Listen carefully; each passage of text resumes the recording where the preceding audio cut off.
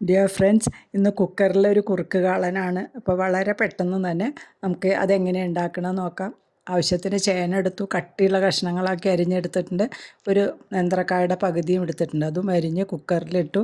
സ്വല്പം കറിവേപ്പില, 1.5 table spoon കുരുമുളക് പൊടി ഇട്ടിട്ടുണ്ട്.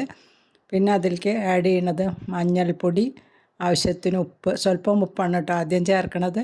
പിന്നെ ബട്ടറാണ്, 50 ഗ്രാംസ് ബട്ടറും കൂടെ ആഡ് ചെയ്തിട്ട് നന്നായി ഇളക്കി ചേർത്തതിന് ശേഷം ഒരു 1/4 കപ്പ് വെള്ളം, സ്വല്പം വെള്ളം ഒഴിക്കാവൂ, 1/4 കപ്പ് വെള്ളവും കൂടി ഒഴിച്ച് വീണ്ടും നന്നായി മിക്സ് ചെയ്തതിന് ശേഷം നമുക്ക് കുക്കർ അടച്ച് 2 വിസിലടിക്ക് വേണ്ടി 2 വിസിലടിച്ച് അപ്പം തന്നെ നമുക്ക് ഓഫാക്കിയിടാം. അപ്പോൾ കുക്കർ അടുപ്പത്ത് വെച്ചിട്ടുണ്ട്. ഇനി നമുക്ക് അരപ്പ് റെഡിയാക്കാം. 1.5 കപ്പ് തേങ്ങ ചെരുവിയത്, 3 പച്ചമുളകൊക്കെ നമ്മുടെ ആവശ്യത്തിന് എടുക്കാം. ഞാൻ കുരുമുളക് പൊടി ഓൾറെഡി ഇട്ട കാരണം 3 പച്ചമുളക് എടുത്തിട്ടുള്ളൂ. ജീരകം ഒരു 1/2 ടീസ്പൂൺ ജീരകം കൂടി ചേർത്ത് നല്ല മഷി രൂപത്തിൽ നന്നായി അരച്ചെടുക്കുക. ഇനി നമുക്ക് കുക്കർ തുറന്ന് നോക്കാം. വിസിലടിച്ചു. അപ്പോൾ കുക്കറൊക്കെ തണുത്തതിന് ശേഷം തുറന്ന് നോക്കുമ്പോൾ എല്ലാം കഷ്ണങ്ങളൊക്കെ പാകത്തിന് വെന്തുണ്ട്. അതിലേക്ക് 2 കപ്പ് തൈര്, പുളിയുള്ള തൈര് ഒഴിച്ചിട്ടുണ്ട്. വല്ലാണ്ട് പുളിയുള്ളതല്ല, മീഡിയം പുളിയുള്ള തൈര് ഒഴിച്ചു. ആവശ്യത്തിന് കുറച്ചും കൂടെ ഉപ്പും ചേർത്ത് നല്ലോണം ഒന്ന് വറ്റിക്കണം. മീഡിയം ഫ്ലെയിമിൽ നമുക്കൊന്ന് വറ്റിച്ചെടുക്കാം. തൈര് ഒഴിച്ച് നമ്മുടെ കറി കുറുകി വരുന്നുണ്ട്.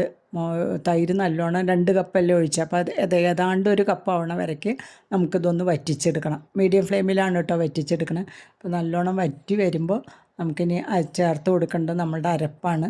അപ്പോൾ അരപ്പ് റെഡിയാക്കി വെച്ച് നമുക്കിനി ഇതിലേക്ക് ചേർത്ത് കൊടുക്കാം. ഏതാണ്ട് കുറുകി വന്നിട്ടുണ്ട്. അപ്പോൾ ഞാൻ അരപ്പ് അതിലേക്ക് ചേർത്ത് പിന്നെ അധികം നേരം നമുക്ക് തിളപ്പിക്കേണ്ട കാര്യമില്ല. ജസ്റ്റ് ഒന്ന് ഇളക്കി ചേർത്ത് ഒന്ന് നമ്മളുടെ തിള പൊങ്ങി വരുന്ന സമയത്ത് നമുക്ക് സ്റ്റവ് ഓഫ് ചെയ്യാം. അതിലേക്ക് 1/4 ടീസ്പൂൺ ഉലുവ വറുത്ത് പൊടിച്ചതും കൂടെ ചേർത്ത് നല്ലോണം ഇളക്കി ചേർത്താൽ കറി റെഡിയായി. ഇനി അതിലേക്ക് താളിക്കാനായിട്ട് നെയ്യാണ് എടുക്കണം. നെയ്യിൽ കടുക് പൊട്ടിക്കണം.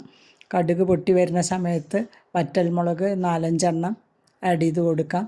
പിന്നെ അതിലേക്ക് വേണ്ടത് കറിവേപ്പിലയാണ്. സ്വല്പം കറിവേപ്പിലയും കൂടെ ഇട്ട് നമുക്ക് പിന്നെ ഇവിടെ ഞാൻ 1/4 ടീസ്പൂൺ ഉലുവപ്പൊടിയും കൂടെ നെയ്യിലിട്ട് കൊടുക്കുന്നുണ്ട്. അതും കൂടി ചേർത്ത് താളിച്ചാൽ നമ്മുടെ കാളൻ അടിപൊളിയാണ്, സൂപ്പറാണ്. കുക്കറിൽ പെട്ടെന്ന് തന്നെ നമുക്ക് കാളൻ ഉണ്ടാക്കിയെടുക്കാവുന്നതാണ്.